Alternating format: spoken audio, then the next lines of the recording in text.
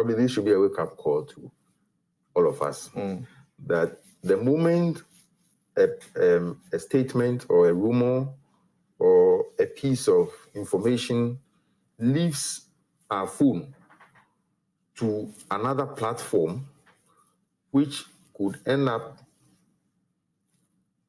in another person's inbox or another person's domain, that could constitute publication.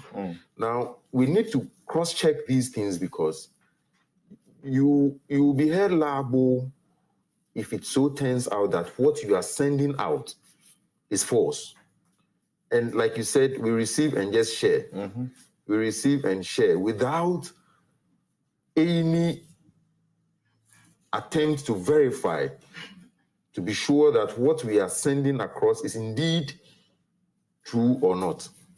I don't think if I'm arrested, I will say it is Bernard who sent it to me and I forwarded. I didn't read. Well, then there you go. You did not even read to be sure that what you.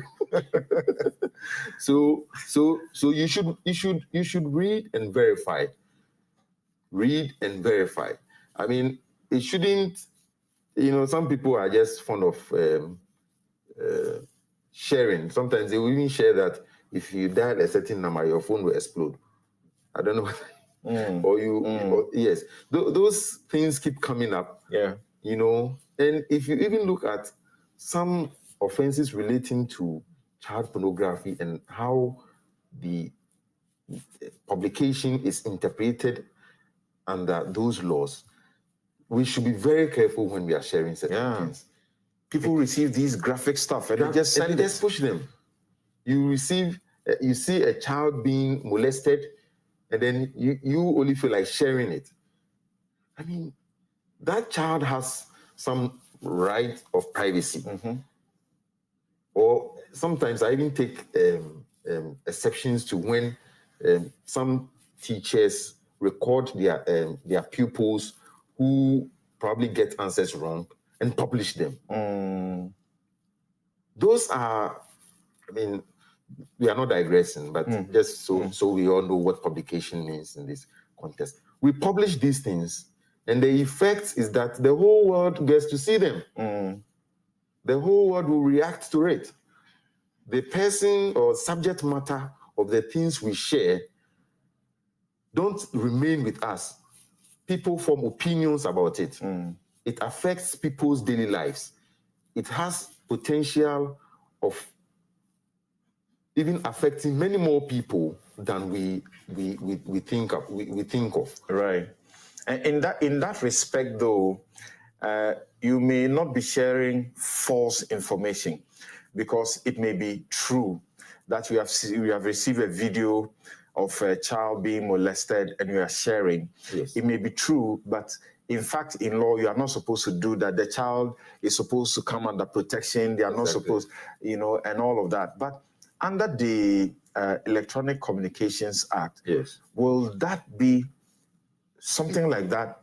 Will that be an offense where it says that a person who by means of electronic communication service knowingly sends a communication which is false or misleading and likely to prejudice the efficiency of life-saving service or to endanger the safety of any person, ship, aircraft, vessel, or vehicle commits an offense and is liable on summary conviction? Yeah. How is that also, does this also come in on this area of law? Okay, so looking at the Electronic Communications Act, so that if you look at the application of the law per se, it seems to be for those that are regulated under that act. So basically radio stations, persons who come directly under the NCA and all. But if you look at the offense created, it gives it a more general application than the act, the application of the act itself. Yes. So if you ask me, I think the provision in Section 208 is more specific to the general populace, right, than the provisions under the Electronic Communications Act. All right. But the ingredients basically are the same. All right. If you use a means, which other means, and in this case, they are being specific, electronic communication services. If you use those means to publish things which would end up having the same effect as we have under Section 208, you'll be committing an offense. But there's a slight difference too there, because it asks misleading. So there's a difference between something being false and it being misleading. Well, there will be a very little line there, if there's any difference. All right. Because if it is in 208, we are not saying that whatever you say must be true. We are saying that before you share it, just be sure that it is not false. It is not false. Whereas under the Electronic Communications Act, the provision says information which is false or misleading. False or misleading. So when we say you are misleading me or you are misleading somebody, it could have a bigger meaning than just it being false. Right. Right. You know. Okay. So now, something. If you look at the case of Edusei versus the Republic, it's a 1975 case. Okay. Now, this is somebody who wrote to Asantehene. Okay. To say that some people were plotting to overthrow the government. And the police investigated the matter. And it found out that there was no basis whatsoever for that publication. The person was convicted under 208.